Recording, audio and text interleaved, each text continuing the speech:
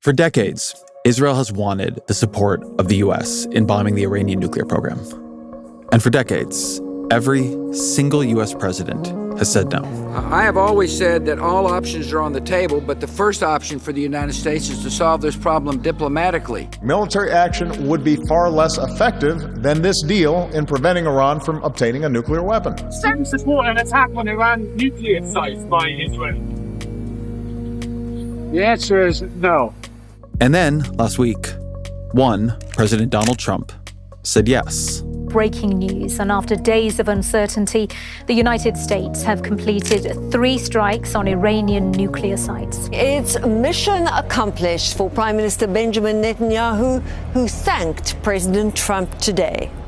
Your bold decision to target Iran's nuclear facilities with the awesome and righteous might of the United States will change history. Iran's response came in the form of a missile strike targeting Al Udeid Air Base in Qatar, the largest U.S. military base in the Middle East. Experts call this attack mostly symbolic. Qatar did get a heads up hours in advance. Seconds ago, the president went to Truth Social and typed this. It has been fully agreed by and between Israel and Iran that there will be a complete and total ceasefire. The mutual ceasefire between Israel and Iran is now officially in effect, but it appears the terms might have already been violated this morning. You know what? We basically have 2 countries that have been fighting so long and so hard that they don't know what the fuck they're doing. Do you understand that? How much damage has been done? This is a real question. It's also a political question. The Defense Intelligence Agency has assessed that the core components of Iran's nuclear program are largely intact, and that Iran's nuclear program has essentially only been set back by months. So why did Donald Trump say yes? And what are the long-term consequences of that decision going to be? My guest today is Aaron David Miller, who worked on negotiations and policy in the Middle East across 4 successive presidencies from 1985 to 2003. He's since written a number of excellent books on the peace process between Israelis and Palestinians and American leadership. And he's a senior fellow at the Carnegie Endowment for International Peace. And he joins me to talk through what all this has meant for a region that is in profound flux.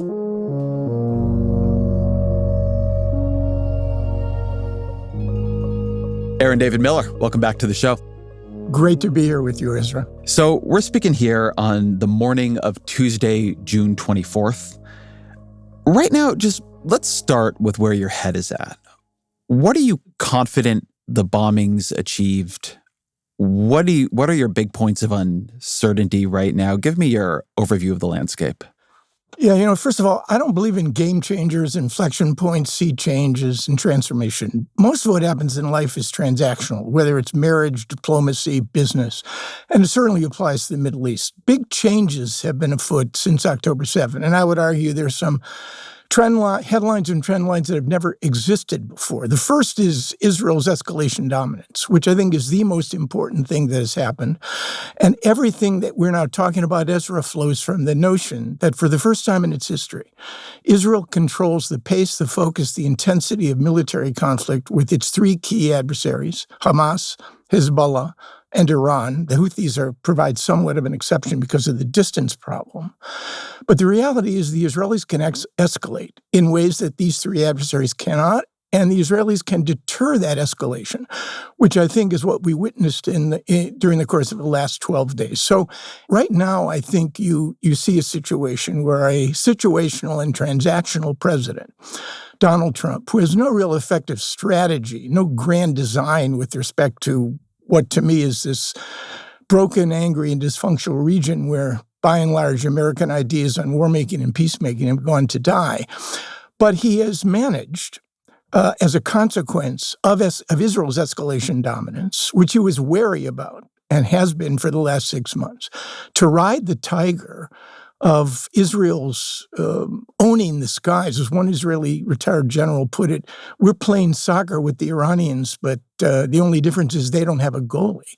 He's managed to ride the tiger of Israeli escalation dominance in Lebanon against Hezbollah and now in Iran. And I think he now fashions himself and sees a moment that arguably is historic. And he has expectations which probably go well beyond his capacity to formulate an effective strategy in this region to turn that escalation dominance into what? Transactional arrangements, understandings, political accommodations, even peace treaties. So I think we're on the cusp of something that has enormous potential.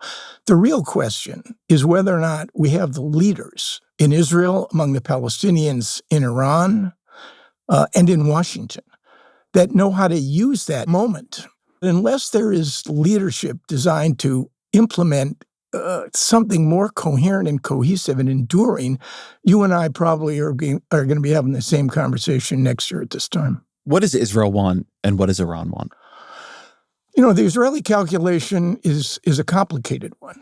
Benjamin Netanyahu, I think, high on the notion of what the Israeli military has achieved in Gaza at tremendous cost, to be sure, among Palestinian civilians, in Lebanon and in Iran, now sees a moment to emerge and to essentially realize one of his two major foreign policy goals, and that is to free the people of Israel, the state of Israel, from the shadow of an Iranian bomb. Aspirationally, I think he wants to see a different regime in Tehran, but he'd probably settle, making a virtue out of necessity, of whatever damage the Israelis and Americans have managed to do to Iran's nuclear program. And let's be clear, the only person I trust on this right now is Rafael Grossi, who's head of the IAEA, and even he is Can you unsure. say what that is?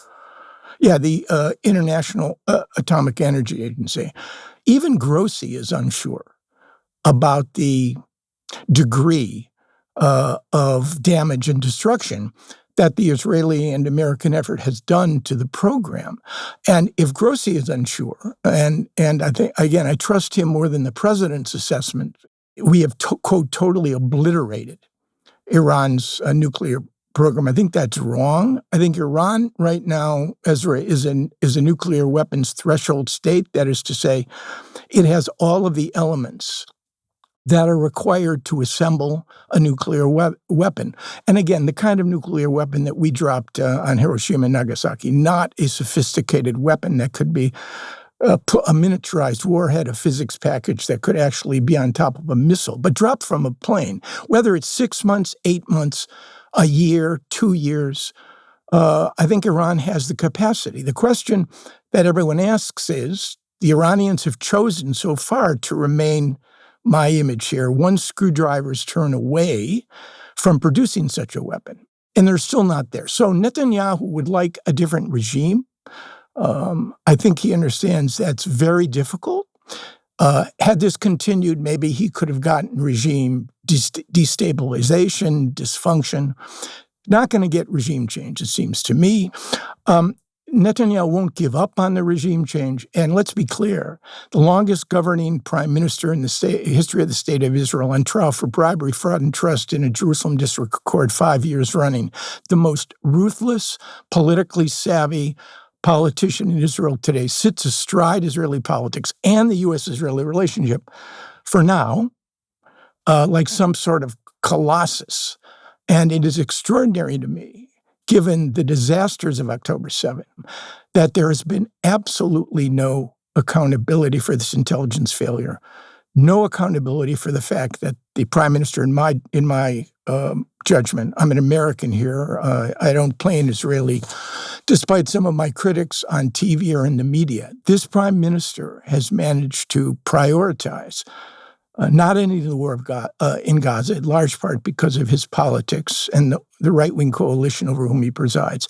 He's prided, I think, and prioritized avenging the dead rather than redeeming the living. And the fate of those people gets sadder and more tragic and more fraught every single day that they remain in Gaza. So Netanyahu, I think, comes out of this for now extraordinarily powerful.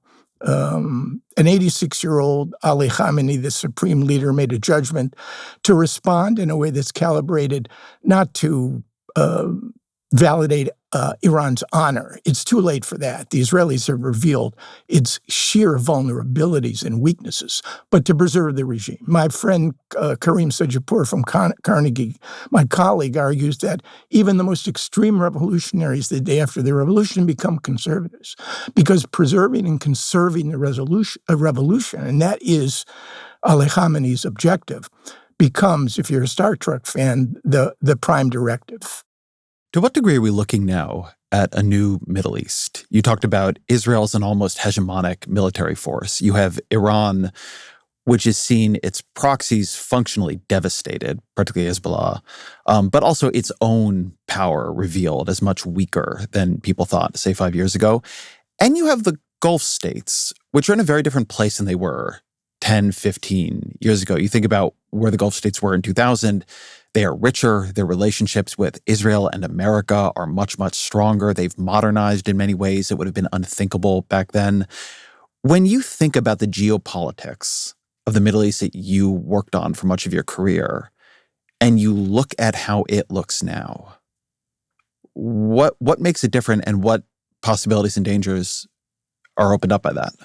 I mean, the one continuity between the period mid-'80s to 2003 when I left government, one continuity, at least in terms of how you could produce a new Middle East. I don't believe in it because in a way, in so many respects, this is a broken, angry, and dysfunctional part of the world.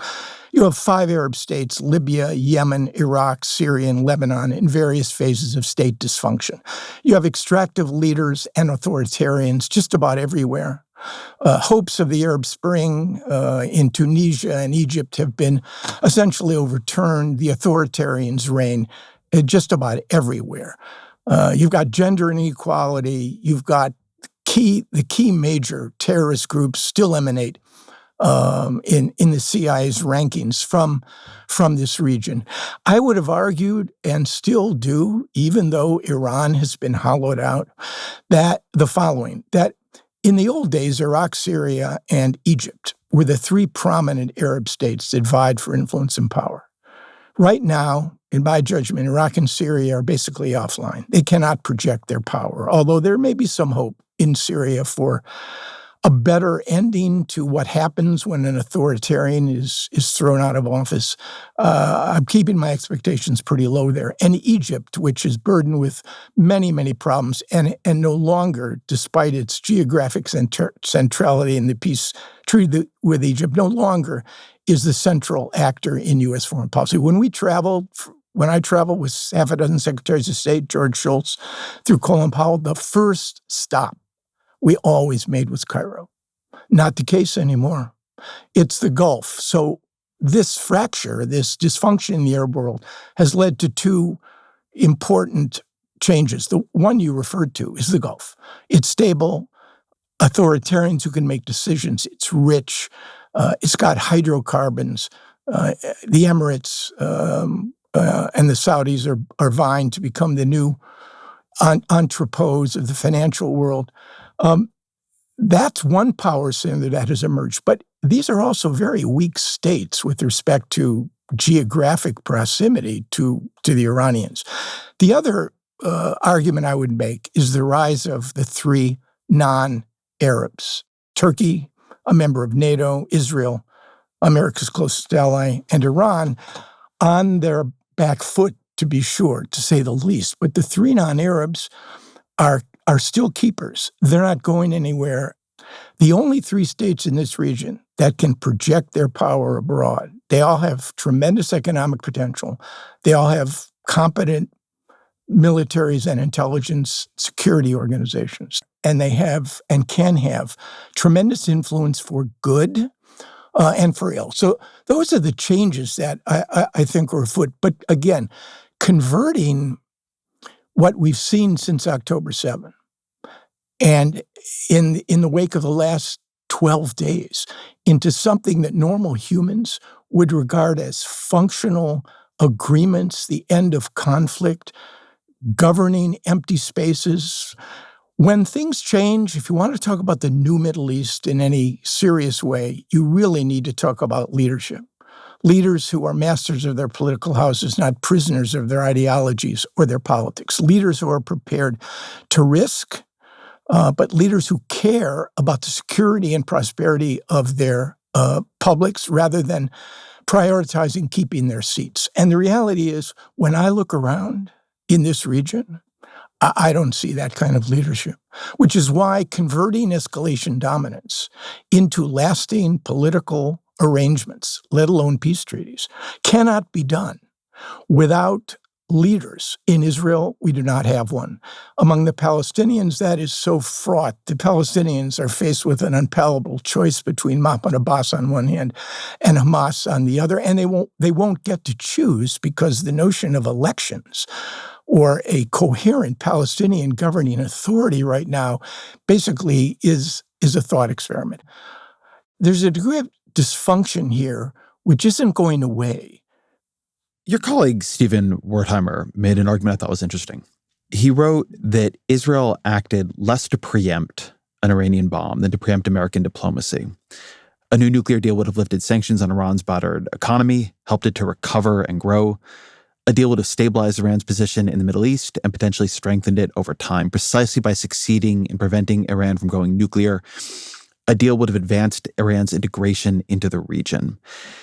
In this telling, Netanyahu's real aim here is keeping Iran isolated and weak. Do you buy that? I mean, I buy the final comment, and I like and admire Stephen. I don't buy the argument because I've been around negotiations for a very long time. I understand what is required. Mostly we failed. The negotiations that I was a part of, with the exception of 4 extraordinary years under Bush 41 and James Baker. The last time, I might add, we were admired, feared, and respected as a great power. And I've not been involved during the Obama and Biden administrations in Iranian U.S. negotiations. But the reality is, you want to make a negotiation work, you need 4 things. You need 2 parties who are willing or able. You need a sense of urgency. You need a mediator who's prepared at the right times to apply ample amounts of vinegar and ample amounts of honey. And you need a balance, a negotiation and an end game of the negotiation based on a balance of interests. The last 5 rounds of Trump administration negotiations, mediated primarily by Stephen Witkoff, the envoy for everything, in my judgment, given what was on the table, never had a chance of succeeding. The ultimate bridge between Iran's demand, obsession, determination against every conceivable force and odds to maintain its right to enrich and actually to enrich, fundamentally came in conflict with the Trump administration's notion that, no, Iran will have zero enrichment capacity. And forget the right, the capacity, the actual reality of enriching on Iranian soil. They never figured out how to bridge that gap. And you can't do this in 6 rounds of negotiations separated by a week and a half.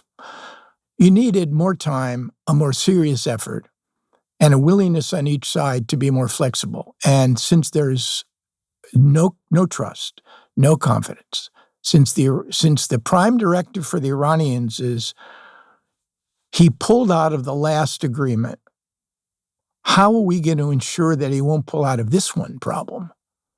The Iranians' view of negotiating with Americans was, I think, traumatized by the withdrawal.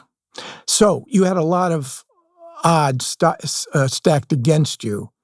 And yes, there's no question that negotiation impasse afforded both Netanyahu and the president, Trump, an opportunity to essentially deal with the problem in a different way. But I do not subscribe to the narrative that a clever, crafty Israeli prime minister willfully sandbagged a naive president into abandoning negotiations which were somehow on the cusp of a major breakthrough. Trump played an active role in the fiction and the ruse that the Israelis required to implement the first phase of their military campaign, which was the decapitation strategy. Trump's insistence right up until June 12th, the night of June 12th/13th, when the Israeli strikes began, was that there would be a sixth round in Oman. And I think the Iranians were lulled into believing that there would be no Israeli strike until after those negotiations concluded and the president made a judgment that they had succeeded or failed. So, no, Trump rode Netanyahu's tiger once he saw precisely how much damage, how much skill, how much operational capacity the Israelis had. Fareed Zakaria described it as FOMO. That's what essentially motivated Trump, fear of missing out. He wanted some of that. I do believe... Wait, I think you're saying two things that feel like they're in tension to me. One is that Trump was an active strategic participant creating a ruse to allow Israel to execute an attack, right? We were, it was not long ago that we saw Trump with Netanyahu saying, you have to wait. I'm negotiating. I do not want you bombing Iran, right? That happened in public. It looked like a public rebuke of Netanyahu. So one version, which you've sometimes heard from the Trump White House, I feel like I'm hearing it from you right now, is this was all a ruse. And Trump was strategically operating alongside Netanyahu to lull the Iranians into a false sense of complacency. The other interpretation is that Israel acted without the U.S.'s full blessing, certainly without our full cooperation, began the bombing. And then Trump, in some reports, watching Fox News, seeing how much the Israelis were succeeding in the objective, decided to jump in and be part of it. Those are two, I think, quite different interpretations of what Trump was doing. Either which do you subscribe to, or how do you synthesize them? Well, timing is a critically important piece here. For the last 2 months, Trump did warn Netanyahu off. I think the Monday before the Thursday that the Israelis struck, I think he was quite uncertain about whether or not this was a good idea. But let's be clear. Donald Trump in the last 2 months has done things to Israel and without Israel's coordination and consent that no other American president that I ever worked for, Republican or Democrat, has done. He has essentially undermined 2 of the 3 political laws of gravity that have governed the U.S.-Israeli relationship. Number 1 is the no daylight policy. We must coordinate everything with Israel. Donald Trump sanctioned his own hostage negotiator in March to open up direct negotiations, 3 rounds, with Hamas, the external leadership, over and above Israeli objections or without Israeli even acquiescence. He cut a deal with the Houthis without Israel's knowledge, which essentially implied that as long as the Houthis refrained from attacking U.S. naval assets and U.S. flagged or owned commercial shipping, they could basically continue their campaign to launch drones and ballistic missiles at Israel.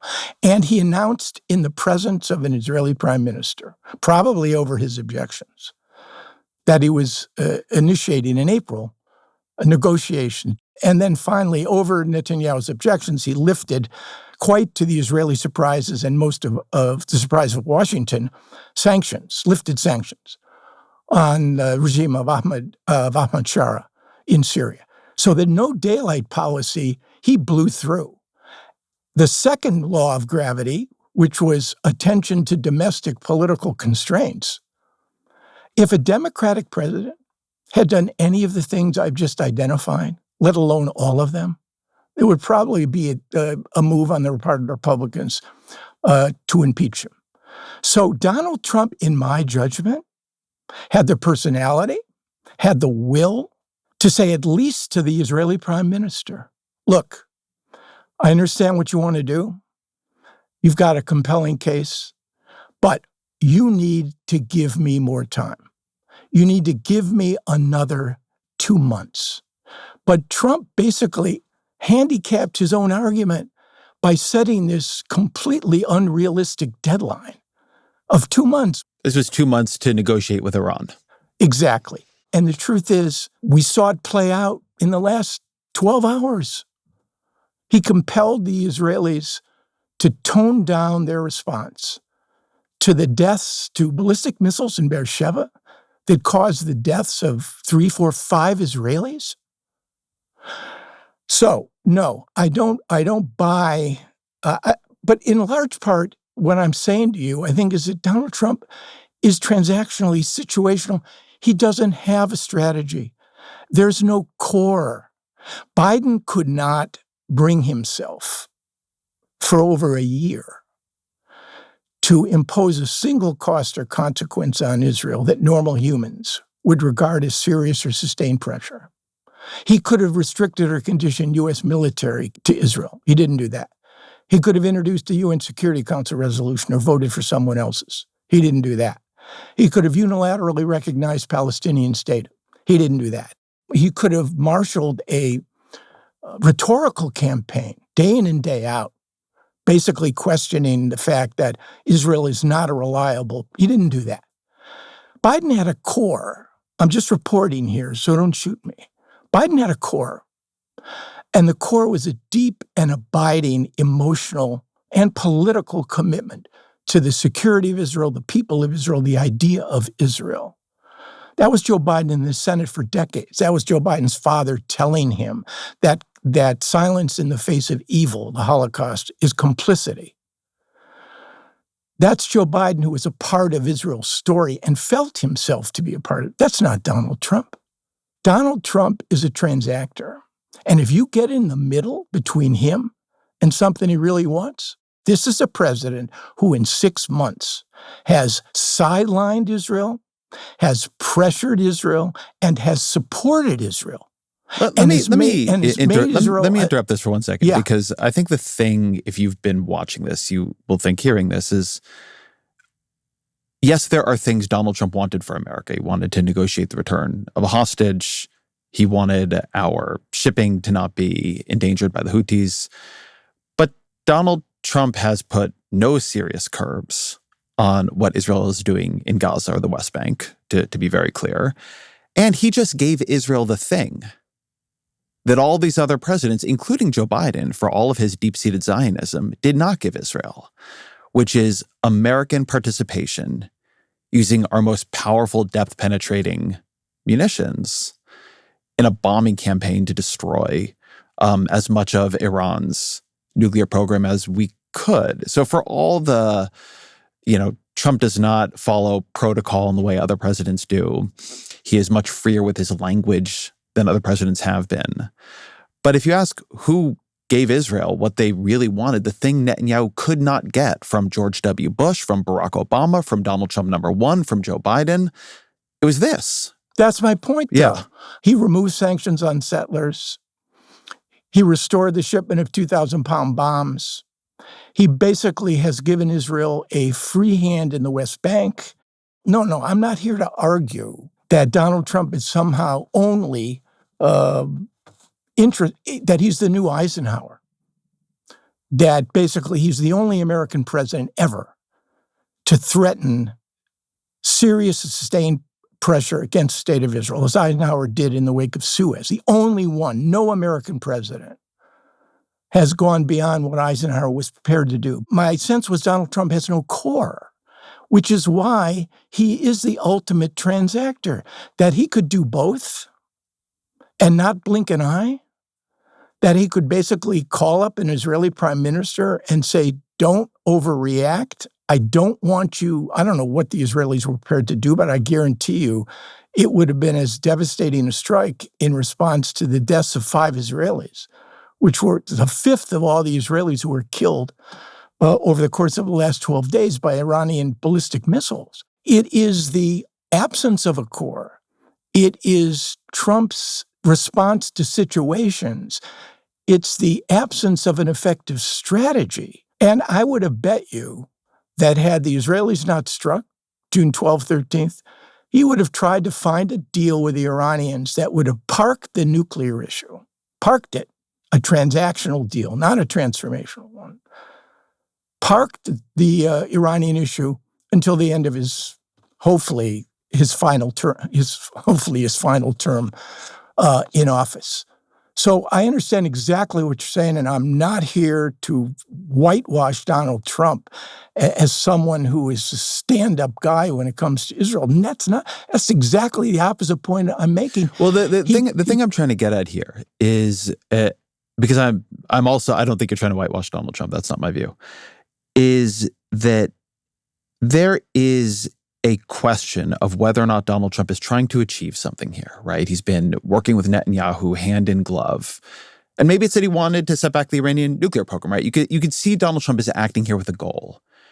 And you could see Donald Trump here as making decisions day by day by day by day, without really a theory of how they're all going to work out.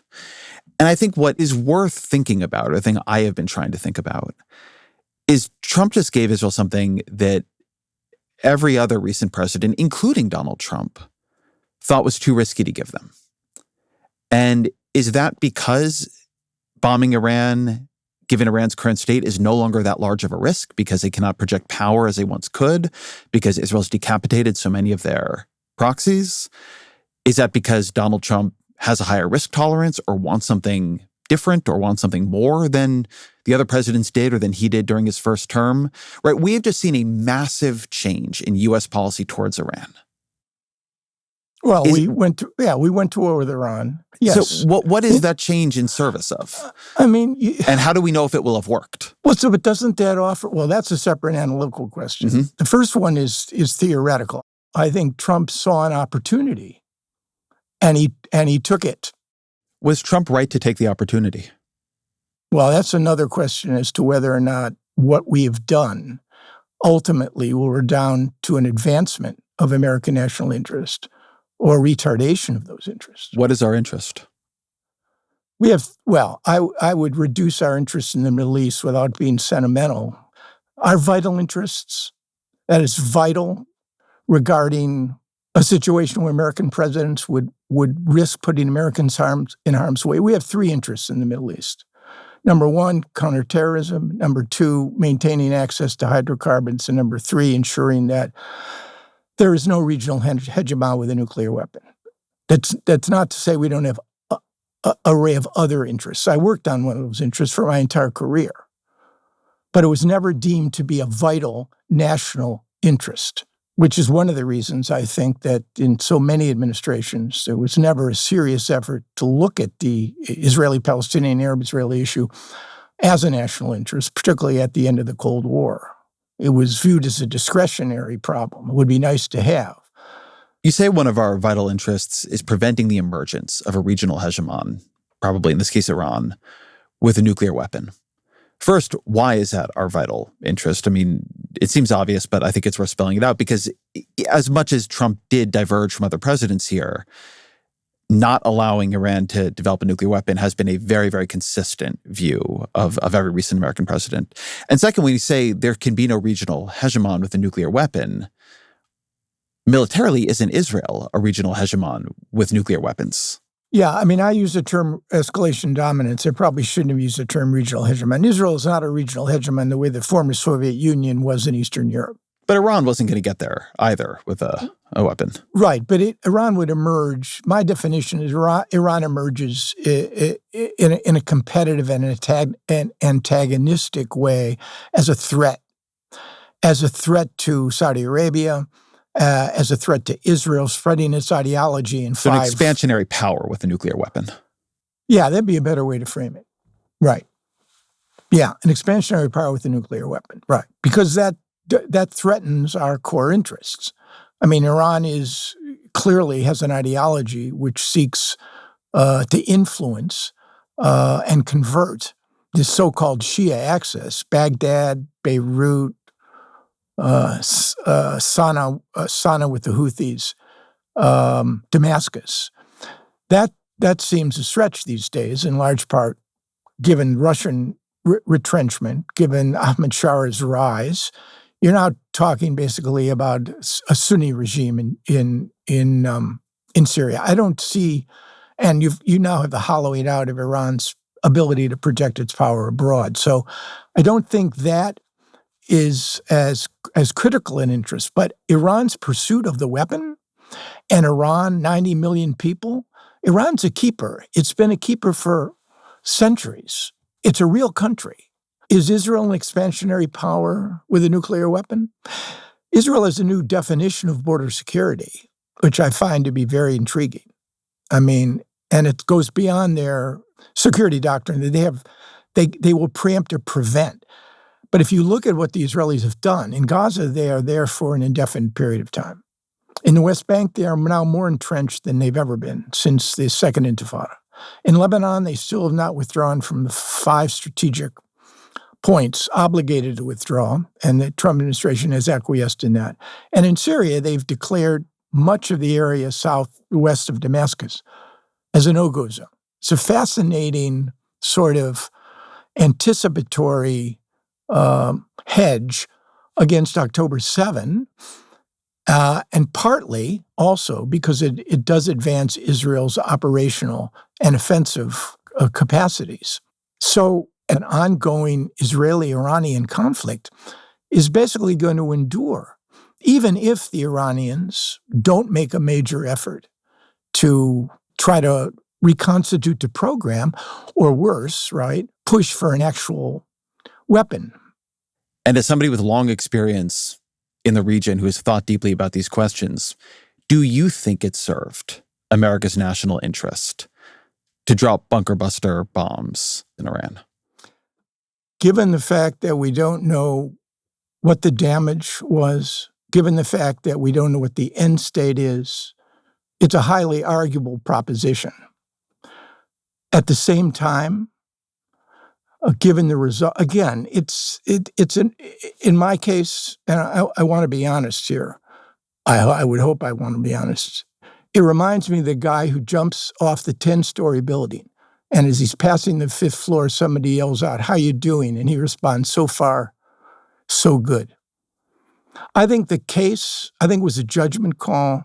I think that, and it was not, in my judgment, a slam dunk judgment call. I think that I guess if I were running the railroad, I would have asked for 2 more months to determine whether or not Iran was serious about this negotiation. I would have probably varied what I would put on the table in an effort to get the Iranians to agree. It wouldn't have been anything like the JCPOA. And then... Which was the Obama-era nuclear deal with Iran that Trump ripped up. Right. If the Iranians were not interested, I think I would have agreed with the decision. So there's an argument, you've heard it made recently from a number of Democrats, that, look, Obama signed this deal with Iran, that a lot of other countries were counterparties in this deal in some way or another. We had inspectors there was a framework, there was a structure. Trump ripped it up and then was trying to make a new deal that sounded kind of like the JCPOA, and then ended up bombing during the deal-making process, which probably makes it very hard to imagine that you will ever convince Iran back to the table in the future. So first, do you buy the argument that the deal we had was sort of fine, and the problem was just Trump ripping it up and causing a problem that he now needed to solve? And 2, since you said if you were running negotiations, you would create something very different, what would have been different about it? Well, first of all, the JCPOA was flawed but functional. It restrained, it constrained, it created a degree of intrusive inspections that I think, frankly, were working. That doesn't mean that the Iranians weren't cheating. Of course they were cheating. Preventing Iran from acquiring a nuclear weapon, in my judgment, never had a good answer. This is not the best answer either. And it leads into the analytical question of how do you permanently ensure that Iran can never acquire a nuclear weapon? There's only one way to do it, and it's tethered to a galaxy far, far away, rather than the realities back here on planet Earth. And that is to fundamentally change the regime and create one, or the Iranian public will create one that is not interested in acquiring a nuclear weapon. I might add the Shah was well on his way and wanted one as well. Iran has a profound sense of entitlement and insecurity.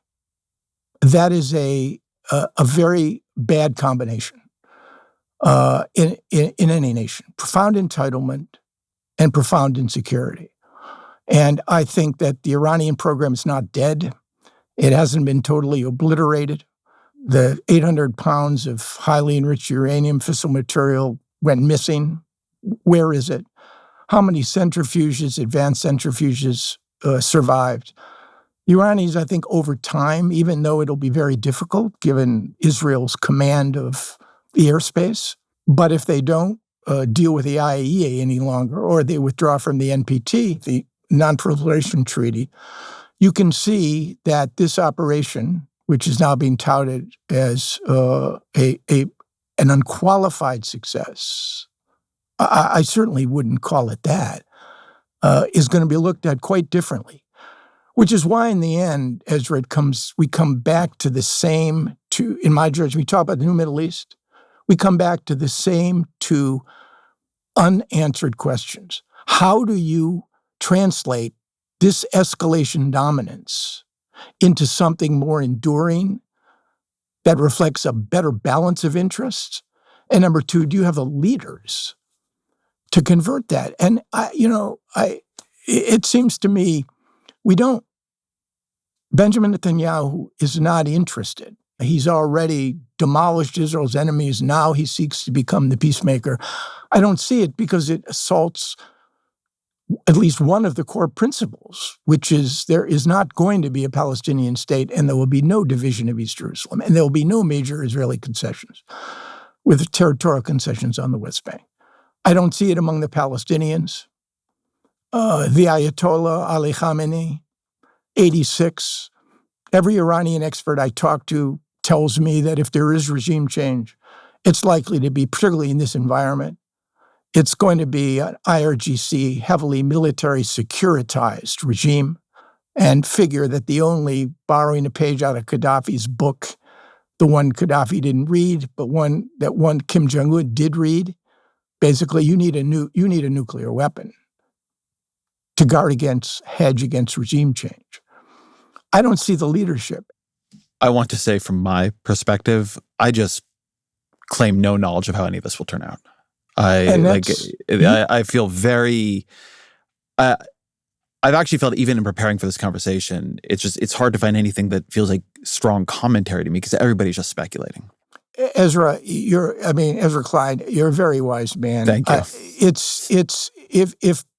And one of the lessons I've learned after decades of failure in negotiations, you really need to respect, not admire, not countenance, but respect the degree of difficulty that the issues and the leaders in this part of the world pose. It is more often than not a place where American ideas on war-making and peacemaking go to die. No one that I know, and I'll put myself at the top of the list, is prepared to make predictions, hard and fast predictions. The Israelis now believe that what's happened to Iran is going to open the door to a dramatic expansion of the Abraham Accords. I don't know exactly what Middle East they're looking at. One version of what just happened, there's a sort of precedent in Israel bombing the Iraqi nuclear program back in the 80s, is this sets things back quite a bit, and it just kind of defers it, and people are able to keep it contained and keep it in a box. There is a tension there. I mean, you've spoken to the Israelis about the Iranians much more than I have, but I've spoken to them enough about the Iranians that the completely universal opinion within the Israeli security class is that America does not understand Iran. Iran is a patient strategic power with an imperialistic past and deeply ideological hegemonic ambitions. And they will wait, and they will strategize, and they will act on a longer time frame than America ever acts upon. It seems to me that if you believe that, then a bombing campaign that, depending on who you believe, set Iran back 6 months, 2 years, but at the same time made it almost impossible for the Iranians to ever trust diplomacy with us again. You sort of knocked out the idea of a deal. And so what? You're left with either regime change or the expectation that the thing Iran is not going to do is wait one screwdriver turn away, that when the new hardliners come in, or when there's quiet, or America is distracted by something else, they're going to sprint to a bomb. And that what they'll do is what Pakistan did, what North Korea did, which is like emerge one day and say, we've got one now. And so now you can't attack us.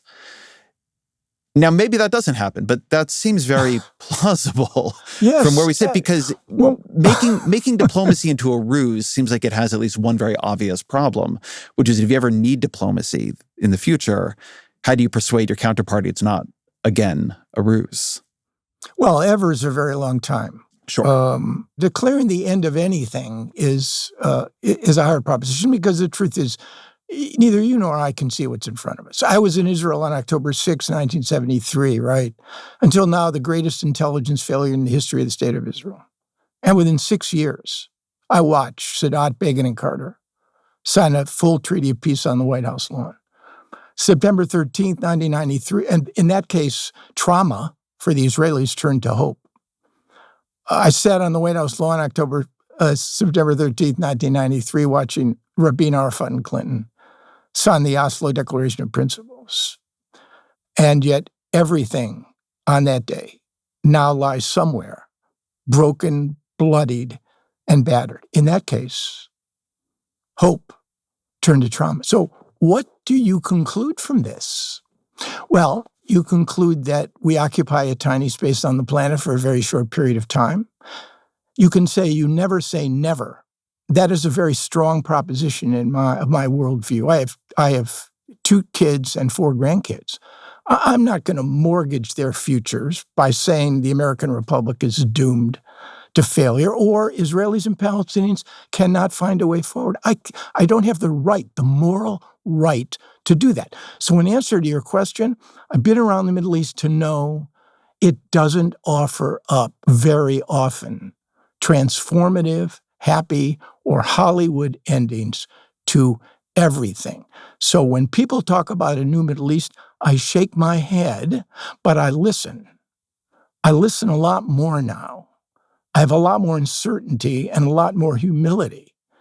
But this is one complicated region.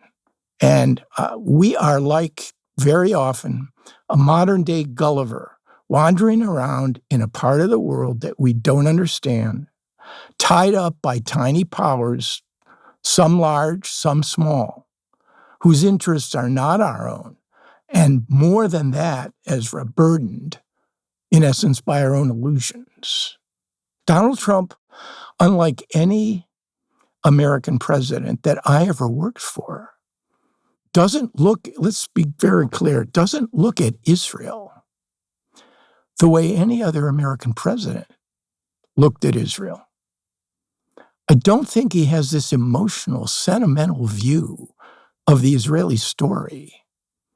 I don't think he's that attached to the idea of Israel as Biden was, the identity, the security, the people of Israel. Because I don't think Donald Trump is attached to much beyond his own immediate circumstances. I think that is the place to end. Always our final question. What are 3 books you'd recommend to the audience? I actually prepared for this. I have 2 books. The rest you're just winging. I have 2 books on how to do successful Middle East diplomacy, since that's what kind of we're talking about. Martin Indig's Master of the Game, Henry Kissinger and the Art of Middle East Diplomacy, and Peter Baker and Susan Glasser's masterful The Man Who Ran Washington, The Life and Times of James Baker. Those are the 2 books I would recommend there are real lessons there about how to do successful diplomacy. I have a 3rd book, one that isn't out yet, that argues that the U.S., including many who worked on this process for a very long time, has gotten it profoundly and utterly wrong when it comes to peacemaking. It's called Tomorrow is Yesterday, Life, Death, and the Pursuit of Peace in Israel, Palestine by Hussein Agha, and full disclosure, my friend of many years, Robert Malley. Those are the 3 I would look at. Aaron David Miller, thank you very much. Ezra, you're great. Phenomenal questions. Love the conversation.